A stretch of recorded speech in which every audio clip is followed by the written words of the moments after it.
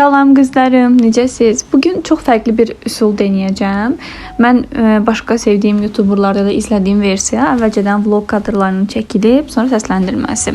Bunu da yoxlamaq istədim. Çünki bəzi situasiyalar var ki, həmin anda video çəkə bilirsən, amma danışa bilmirsən o ortamda və yaxud da ki, özəlliklə mən Azərbaycanca çəkirəm deyə içəriklərimi.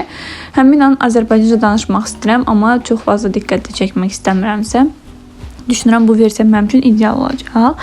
Bu çəkdiyim gün, vloqladığım gün əslində hazırlaşmağa başlayıram günortadan sonra. Axşam bizim Angelika və İnna ilə mənim pilatesdən olan iki arkadaşımla Gürcü restoranında date'imiz var idi. Sadəcə sonradan İnna'nın biraz ağrıları var idi deyə qatıla bilmədi, amma biz Angelika ilə çox qəşəng vaxt keçirdik. Özəlliklə yenə mən qaş jeli istifadə eləməyə keçmişəm və qaş jelini burada görürsünüz, fərqli bir fırça ilə tətbiq eləyirəm. Bunlar əslində gratis ev-də burada olan kosmetik mağazalara satılan və əslində diş tək istifadəli diş təmizləmə çubuqları keçir. Yəni bir kiçik paketin içərisində 20 ədəd olur o çubuqlardan. Diriş olması çox rahatdır ki, qaşlarımız əgər mənim kimi çoxdursa, qalındırsa, daramaq daha rahat olur. Mən onu dediyim kimi tək istifadəlikdir. Ondan belə bir neçə dəfə istifadə edib sonra atıram. Yəni mənə əl verir belə istifadə eləmək. TikTokda hansısa bir videoda görmüşdüm, səhv eləmirəmsə ki, darayanda rahat olur. Mən xoşlayıram ki, ümumiyyətlə make-up bitəndən sonra, hazırlaşandan sonra çıxıb gedəndə evi təmiz qoyum, düzənli qoyum. Gələndə çünki adam yorğun olur, dincəlmə modunda olursan və o modda istəmirsən nəsə yığışdırasan. Belə rahat olur ki, hazır düzənli evə gələsən.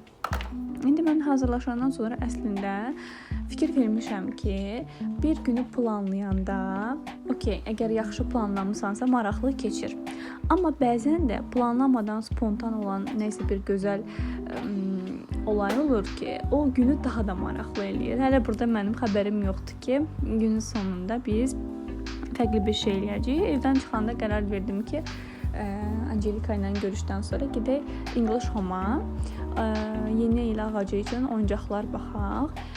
Bu arada yeni il ağacı üçün ən böyük 2.40-lıq ağac seçmişəm və işıqları daha çox seçməyə çalışmışam. Çünki düşünürəm ki, bütün oyuncaqlar var, o yumru, top kimi olanlar. Onlar hamısını bir dəfəlik almaq maraqsız olacaq. Mən çünki həm də israfı da sevmirəm. Muhtemelen hər il almayacağam, əlavə eləməyəcəm. Ondansa xüsusi əl işi olan oyuncaqlar, özəl dizayn olan oyuncaqları hər il 2-3 dənə almağı daha çox xoşum gəldi bu fikirdən. Bu fikri tövsiyə elədim və bəxtiyarla razılaşdıq ki, ağacımızı belə bəzəyəcəyik. Mən özümdə bu il master klassda yolka oyuncaqları hazırlamışam. Çebraşka deseni ilə Şaxta Baba deseni. Əslində təzə tanış olduğum bir rəsm kursu arkadaşım var, Aliya. Biz onunla qərar vermişik ki, dekabrdan etibarən vlogmaslar çəkək, yəni Christmas vlogları çəkək. Həmin vlogların arasında o Çebraşka hazırladığım videonu da yerləşdirmək istəyirəm. Çox qarışıq olmasın deyə bura yerləşdirmədim, amma zaten yolkanı bəzəyəndə də çəkmək istəyirəm videonu. Muhtemelen ortada göstərəcəm. Gəlin burada son outfitimə tez tələsik bir dənə baxaq. Ondan sonra söhbətimizi davam edək. Belə qara koketli tərzində elbisə geydim, uzun plaş. O biri kadrda da qəşəng qaşlarımla sumkanın kombinini göstərirəm, uyumunu. Qızlar, demək istədiyim budur ki, mən istəyirəm ki, bu oyuncaqlar alıb hansı ki, fərqi yoxdur, elə süslənmə əşyaları da olsun. Sadəcə random pul xərcləmə, yəni gedib toplu şəkildə pul xərcləyib hamısını toplu almaq istəmirəm. Çünki gör ömrümüz nə qədər hələ uzundur və nə qədər yeni şeylər çıxır hər il. Mən istəyirəm ki, aldığım yeni şey bir temanı simgələsin, bir anını simgələsin mənim üçün, həmin ilə aiddir. Məsələn, bu ildə bizim üçün Çebraşka çox önəmli idi. Mənim çox sevdiyim cizgi film karakteridir və onunla əlaqəli bir şey olsun deyə elə bir yolka oyuncağı hazırladım. Özüm çəkdim akril boya ilə yolka oyuncağının üstündə. Biz Angelika ilə çox qəşəng gün keçirdik və sağollaşdıq və sonrasında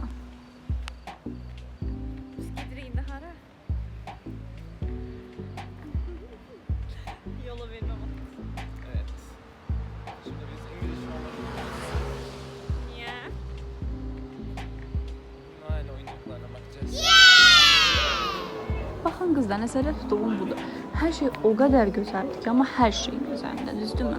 Və düşünün, hər il belə gözəl olur və biz hər il bunu nəysə bir şey almaq mütləq istəyirik ki, yenilik qatsın bizim yeni il ruhumuza. Ona görə məncə mənim dediyim taktika yenilik, canlılıq ruhunu qoruyur. Sana suvenir alacağım. Kullanama diye.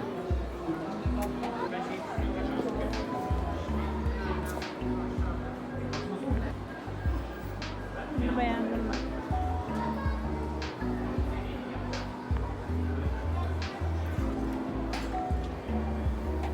Tabii kadın. Kurabiye kadın. Şirindi. Buna bak burada gizlenip. Başka kimi yolkaya bak. Divanın üstüne koymalar. Yo.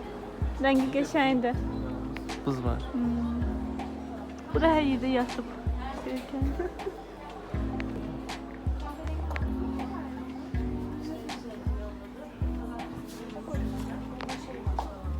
Aşkım kurabiye adama bak. Bu il əslində alımda olan tema kurabiye adam teması mənim.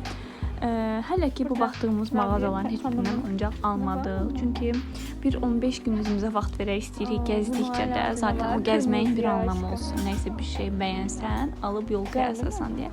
Ürəyimdən keçir ki, kurabiye adam süslüyüm. Bir neçə dənə sepetimdə var. Digər videolarda sizə də göstərəcəm nələr seçmişəm. Karıştır. Bunlar pipet, bunlar da bardak. Daha sen içirsin. Çok güzel. Aynısı değil mi? Ama orada şekerli var bak. Kırmızı. Bence biri ondan, biri bundan olması güzel. Aynen doğru. Değil mi? Ama böyle tutabilirsin. Ama elin yanacak. Onu ben içebilirim çünkü ben soğuk içerim. Bunlar oyuncak. Fiyatı 400. 2000 TL'den 400 TL'ymiş. Biraz deneyecek o zaman. Şeyden sonra Satılık. Mesela bu güzel. Değil mi? Nasıl? hiç.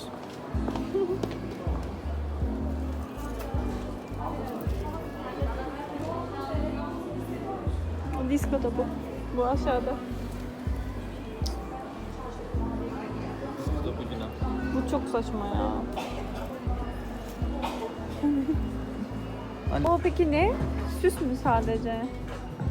Oyuncak mı? Şimdi asamazsın değil mi? Bunlar aslında tatlı gibi ama keşke yüzü korkunç olmasaydı. Kurabiyeler.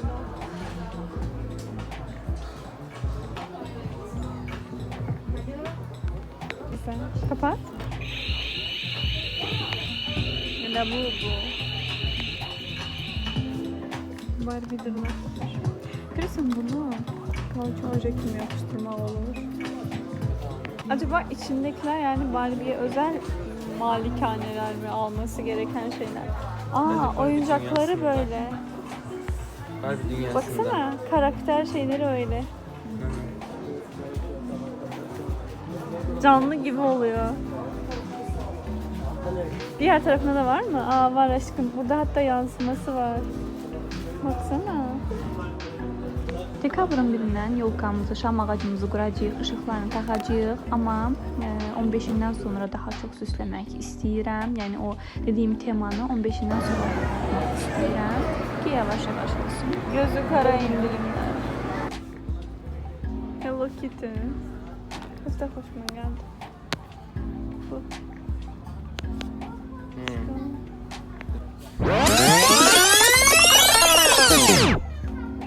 Dediyim həmin spontan qərar. Biz bura gəldik. Sonra gördük ki, Zootopia 2 var. Bəxtər dedik ki, gəl gedək baxaq.